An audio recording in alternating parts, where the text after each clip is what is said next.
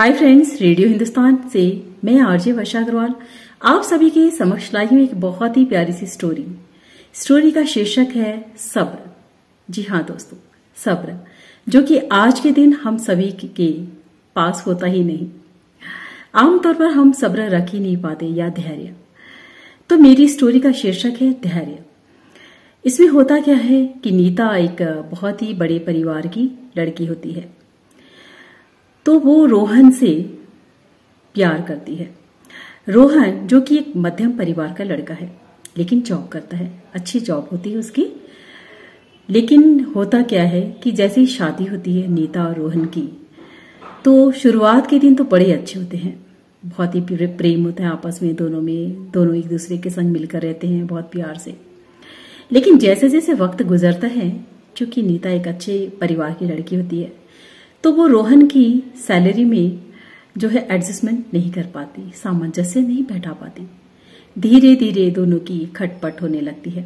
नीता बार बार उससे कहती है कि थोड़ी और मेहनत करो, कोई अच्छी जॉब में काम करो, कहीं और कोशिश करो। लेकिन रोहन है वो कहता है कि नहीं, मैं इसी कंपनी में करूंगा, और एक दिन देखना, धीरे धीरे अगर तुम सब्र रखोगी तो किसी न किसी दिन मेरी सैलरी बहुत अच्छी हो जाएगी और आने वाला समय हम दोनों के लिए बहुत ही बेहतर होगा।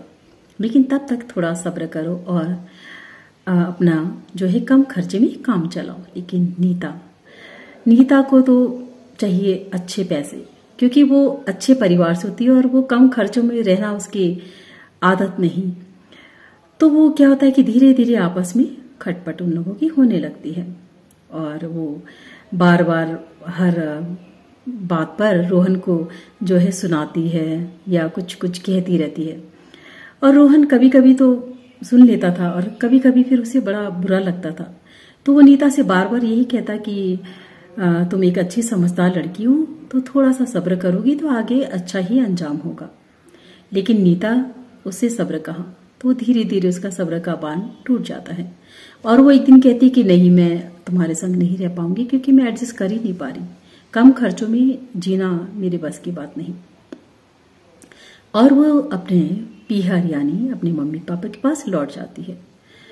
इधर रोहन जो है वो उसे रोकने की कोशिश नहीं करता, क्योंकि वो समझ जाता है कि नीता अब कम खर्चे में नहीं रह पाएगी, और वो धीरे धीरे नीता को भुलाने लगता है। इधर नीता अपने पीहर में आकर ठाठ से रहने लगती है, लेकिन ये ठाठ बाट कुछ ही दिनों का होता है। धीरे धीरे वो अपने पीहर में, परिवार में बोझ होने लगती है। और इधर रोहन बहुत मेहनत के साथ आगे बढ़ता जाता है, और एक दिन ऐसा आता है जब उसकी सैलरी डबल हो जाती है और बहुत वो कमाने लग जाता है।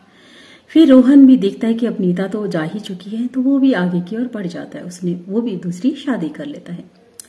इधर नीता जो कि पीहर में आई हुई है, उसकी भी उम्र बढ़ने लगती है, और धीरे धीरे क्या होता है कि वो परिवार के बोझ तले हो जाती है, और उसे महसूस होने लगता है हर चीज में रोहन का प्यार और उसका अपनापन, और उसकी बताई हुई बातें उसे याद आने लगती है। लेकिन अब करे क्या, क्योंकि रोहन भी आगे बढ़ चुका है, उसने भी दूसरी शादी कर ली है।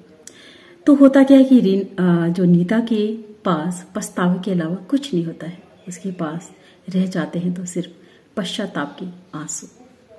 तो दोस्तों, यही है कहानी का शीर्षक कि हमेशा धैर्य का बांध थामे रखें और मेहनत से काम करें, हिम्मत से काम करें, सब्र से काम करें। एक दिन जरूर आपका अच्छा होता ही है। Thank you. रेडियो हिंदुस्तान।